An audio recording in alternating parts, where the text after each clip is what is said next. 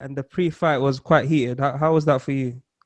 It was cool. I mean, it was more so me fighting for a world title, opportunity that I've been waiting to fight for my whole life. So, um, I think that I put on a good show, and I think I was just prepared, and that was just my night. Yeah, did you guys talk after the fight and everything was okay? Nah, I ain't talking to him. Siren Blue, baby.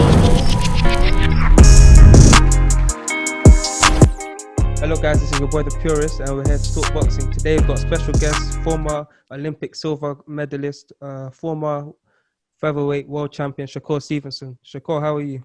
I'm good. I'm good. Just chilling. How are you doing during lockdown? How's it been for you? It's a lockdown? Oh, you guys don't have a lockdown out there? Nah, we don't got no lockdown. Well, when you had it in the beginning, how was it? It was good. Oh, you talking about like quarantine, like Yeah. with the it's good. It was cool. Spending time with my family and everything like that. So everything went good. You was the first fighter, I think, in the US that actually fought during COVID. So that means you was staying in the gym, staying ready. Yeah, I definitely felt good being the first fight back, and definitely I was staying ready and staying in shape and staying in the gym. I was gonna go back to your childhood. You obviously mentioned a lot of times your mother was a big influence on you. How was it growing up in Newark? It was good growing up in Newark.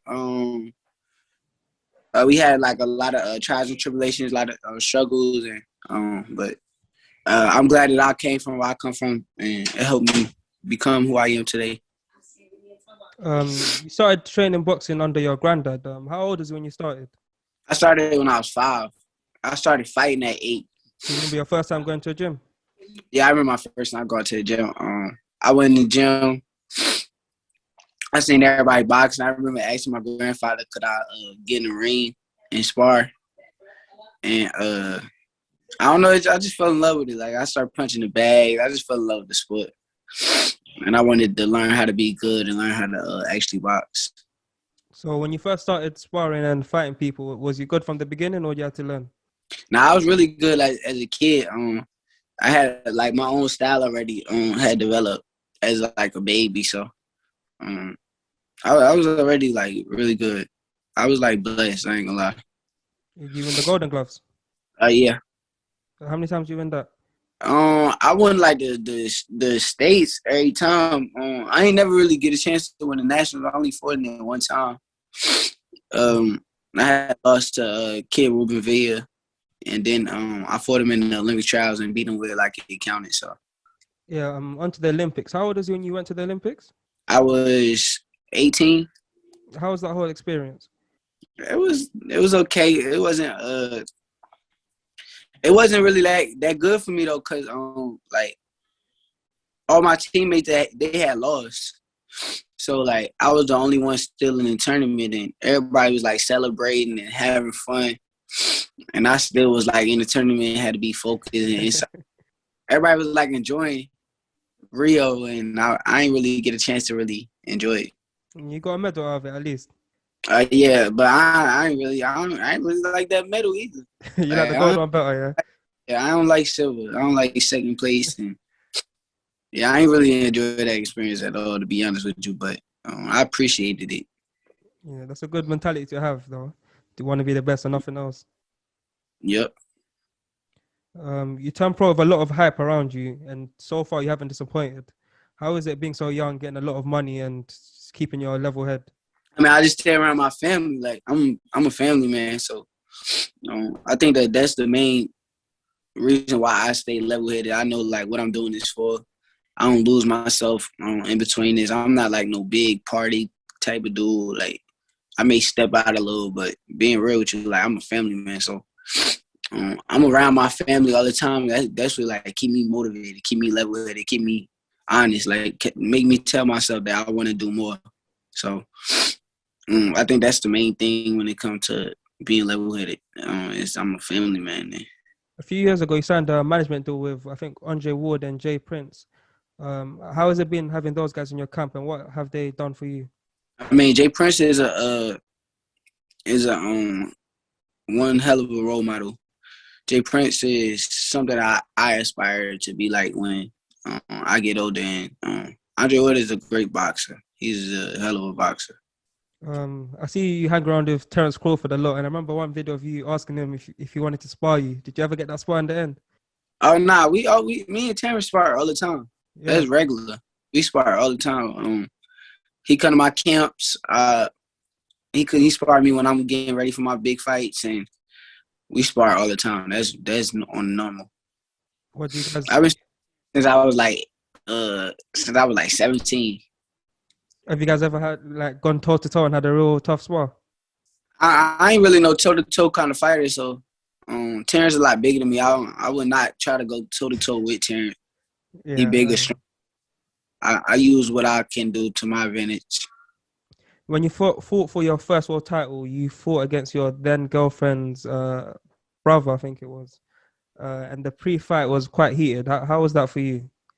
It was cool. I mean, it was more so me fighting for a world title, opportunity that I've been waiting to fight for my whole life. So, I think that I put on a good show, and I think I was just prepared, and that was just my night. Yeah, did you guys talk after the fight and everything was okay? Nah, I ain't talking to him. You ain't got no interest. I tried to speak to him when the fight was over.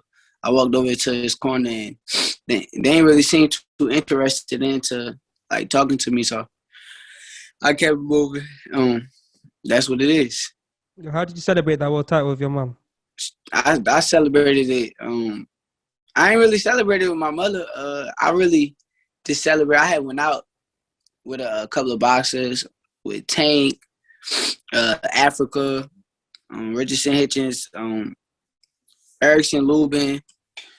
I think it was like after one of them fights in Vegas, and we all went out and celebrated a little. So that was at 130 featherweight. You had called out a lot of world champions, but you weren't able to get any of them in the ring. Why do you think that was?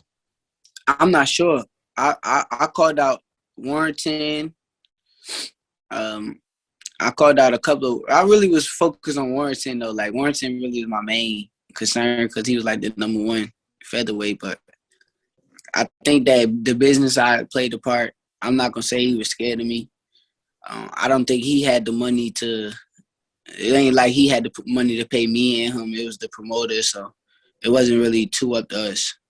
What did you think? Did you watch his fight when he got stopped? Yeah, I watched it. What did you think? I think that as a champion, he should have turned on the switch and turned to a boxer, as Valdez just did with Miguel Berchelt. He ain't really had to stand there and try to trade with that guy and take that kind of punishment that he needed, that he took, and make that fight harder than it should have been. So I think that he should have turned to a boxer, but I think that he'll be back and he'll be better than the next time he fight him. After that, you moved up to 130 pounds super featherweight. You've had a couple fights. Have you got anything planned with your promoter as to when you're gonna have a world title shot? Nah, I ain't really got. Actually, I'm lying. We really supposed to have something planned my next fight, but it's like Jamel Herring and Carl Frampton is like keep pushing they fight back, and it's just a lot going on with they fight. So we really supposed to be fighting for that my next fight, but now Valdez is in the picture also. So I think that me and him is the biggest fight to make at that weight class. So we just waiting to see. We just planning out the rest of the year. If you could pick, who would you fight next? Probably Valdez. Yeah. What did you make of that fight with Berchelt? Did you see any holes where you thought I could exploit that? Yeah, I saw a couple of holes.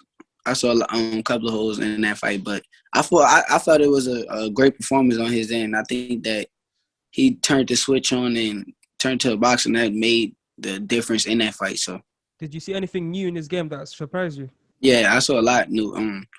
I think it's the Canelo corner that made him box, but I actually picked Berchelt to win, and Valdez surprised me, being that he went backwards and he gave up ground and let him come forward and just beat him at all aspects of the game. So I think that it was a great performance. Onto you as a fighter. When I watch, I can see the skills they're very obvious. But the only thing is, I like to see sort of breakdown fighters more, which I've seen in your recent fights. You go to the body a lot more. You sit down on your punches a lot more. But I think after like 4 or 5 rounds, when your opponent realizes, okay, I'm in the deep end, they stop trying to open up. Do you feel any pressure to get knockouts, or do you just keep doing what you're doing? Nah, I be trying to get certain knockouts. I'm not going to sit here and act like I don't. Like my last fight, I was trying to get a knockout. But it's kind of hard where it's like you got certain fighters, like you said, once they realize they can't do nothing with me, they just in there surviving. And like Toka Khan, I'm going towards him. Like if you watch like the first and the second round, we going towards each other. We clashing and we going towards each other like trying to fight. And I'm hurting him. You'll see him like stumbling over and I'm hurting him. And after that, it's like it's like he's backing up. Now I'm chasing him all around the ring and now he's surviving. And he's like grabbing and he's a fighter with experience, so he know how to survive. So being that, I feel like I was trying to get the stoppage, but I couldn't. Do you work on that in camp, like walking guys down, trying to pick your shots to get the knockout? Yeah, most definitely. I did. I worked on that the whole camp because I kind of knew his game plan was to box me. I felt like he was going to go in there and try to outbox me because he kept saying it in his interview, saying he never been in there with nobody that could box too. And I felt like he was going to do that. So I planned to walk him down as I did. But like I said, it's different when you got an experienced fighter who know how to survive, who know how to grab you, who know how to do little things to take certain things off your punches. And like I said, I heard him early on. The power there. It ain't like the power not there. I heard him early on, but it's just he knows certain things how to survive, certain way how to survive. Another thing you done well is when he did try clinch you on the inside, you hit him with a few nice sharp shots. And Khan is one of those rugged guys. He likes to get on the inside, but he saw he couldn't hang with you on the inside. Do you work on that in camp, fighting on the inside, fighting in the clinch? Oh yeah, most definitely. That's a lot we work on in camp. We definitely work on the inside, the little short shots. That's what I was really looking for every time he kind of like tried to grab me. And I know my inside game was better than him, so yeah, he probably do work on the inside, but I knew my inside game better than his, and I'm a better overall boxer than he was, so it was nothing that he was gonna be able to get away with fighting me. It's like you said before about sparring Crawford. It's like, obviously, you don't want to go toe-to-toe with him, so he boxes on the back foot. But it was good to see that when it comes to the inside, you're actually very good at it. Do you think that's something you want to show more in your future fights? Most definitely. I feel like I've been like showing that though. Like, dang, if you really pay attention, you feel me? I've been like trying to show that. It's just certain fights where I'm probably not going to use it as much. Like when I fought Joette for the world title, I didn't have to use it as much. I used it like when I needed. So, like that's there. I'm an inside fighter already. I know how to go to the body. I know how to I'm one of them boxers who know how to do everything in the ring. So I'm comfortable in every aspect. That was like my main thing growing up, like to be comfortable everywhere in the ring. So when you was learning to box, who were your biggest influences? My biggest influence as a kid, it was Andre Ward. As I got older, it was more so Pernell Whitaker and Floyd Mayweather. Did you go back to study the old school fighters as well? Oh yeah, I watch Sugar Ray Leonard all the time, and I love Marvin Hagler. I love the way Marvin Hagler comes forward and nonstop put pressure, but he got defense too. Like it's not just pressure where he's taking punishment. Like Marvin Hagler got real good defense. So I like old school fighters. I'm gonna ask you a few fun questions now. Yeah. Jana1D5 says, "Who is the best of all time in your opinion?" Best all time? All time. I'm gonna say Floyd Mayweather. Everybody get hated, but I think he did what he was supposed to do in the game, and I'm gonna go with Floyd Mayweather. I thought you were gonna say yourself. Nah, not yet. Not yet. Yeah. How do you see Loma versus Teofimo rematch? I think that Teo beats him again. I think that Teo put a lot of fear in him. I feel like that fight, Lomachenko went there with a lot of fear. I think he was watching Teo last couple of fights before that, and he saw Teal power, and I think he was kind of scared of the power. So Do you there see was a lot of yourself? fear involved. Do you ever see yourself going up to 135 pounds? Yeah, for sure. Yeah. Yep. Underscore Ari.Burgos. Things you look at in the first round studying your opponent. Just look at what punches they throwing and see what they looking for. See if you got like certain guys in the first round, they always want to like try to establish themselves. Sometimes I'm that person too. Like I want to establish myself too. So you got to see like what type of opponent you dealing with. Like certain opponents, they may come out and throw a lot of punches and try to fight with you. And sometimes I may make the decision to beat them up. Or sometimes I might chill for a little bit and say it's not the time yet, and we'll get them in the third and the fourth and so on. Would you come? Cam asked, would you come to the UK to fight Carl Frampton? Yeah, I definitely would. Carl Frampton, if he win a title with Jamel Herring, he in the driver's seat. So I don't disrespect none of the champions. I don't mind going to the champion's backyard and taking the belt from them. Underscore Luke Tate asks, who are your top 5 favorite fighters of all time? Sweet Pea, Floyd, Sugar Ray Leonard, Dre, one more. I'm gonna say Terrence Crawford. Yeah. Yeah, Terrence Crawford. Who do you think would win, Floyd Mayweather or Sugar Ray Leonard? That's a tough fight. Sugar Ray Leonard got good legs. He got good offense, got good defense. He's a real good boxer. I just never seen Floyd lose, so it's hard for me to go against Floyd. Enrique.Juarez asks, how does it feel to be one of the youngest champions out right now? It feel good being one of the youngest champions right now, even though I ain't a champion right now, but I was a champion. But it feel good. There's a group of you guys, you, Devin Haney, Ryan Garcia, Javonta Davis. Do you feel like in the next few years you'll be able to separate yourself as the best of that generation? Yeah, I feel like that's the goal and that's the game plan. I really want to like separate myself and show that I'm really the truth and so on. So in the next few years, I'm going to be looking for the biggest and best fights and try to make that happen and beat everybody. You mentioned earlier how when you won the world title, you went out and celebrated with Tank and a lot of other boxers. But if it came to it, Tank's a champion in your division. You're looking to become a champion. Would you fight him down the line? Yeah, I definitely will. I think that's the big fight already. I've been saying that already. Like, dang, something that I'm going to shy away from. I really want that fight because I know like what I'm capable of. But I feel like that's like the big fight. That's the big money fight. Me and him cash out, best versus the best. And we make a lot of money and everybody win. Ali__ ask, what do you want to be your legacy to be? I'm not sure. I just want my legacy really to be that I fought everybody in they top form. I beat everybody in their top form. And I want to be one of the best boxers to ever do it. Andy Kirk asks, who do you have, Joshua or Fury? Tyson Fury. I like Anthony Joshua too, though. But Tyson Fury, I feel like he one of the best heavyweights in boxing. Like, I think he could box in any era. He a really good fighter.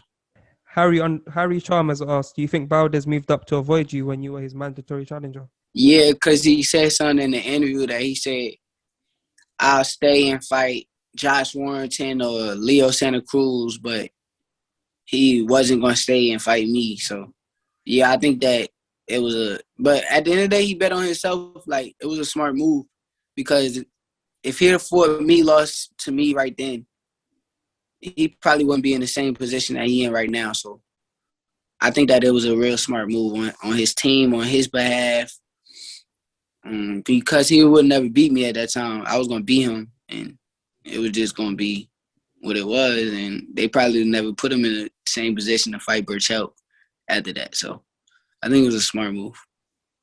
Naeem.Kafour asks, what do you think is the highest weight class you can cap at? Probably like 140 or 147. You can go all the way to welterweight? Yeah. Brody Picot asks, what's your dream fight? My dream fight is Probably I don't really got a dream fight right now. I think everybody it's all up for grabs for everybody. I fight whoever, whenever, and it ain't really like no dream fight. Is your plan to become undisputed at 130 pounds? Yeah, it's my plan to come undisputed, but we'll see. We'll see, depending on how long I'm at 130 pounds. You never know how long I'm gonna be here. I'm still growing. My body's still growing. You got any message for the fans or for any other fighters out there? Nah, just keep tuning in. I'm gonna keep putting on great shows, and I'm gonna keep being one of the best young boxers in boxing. And that's not gonna stop nobody gonna beat me. So please keep tuning in. Thank you for doing this interview. It's your boy, the Purist. It's been Shakur Stevenson. Thank you for watching. Appreciate it.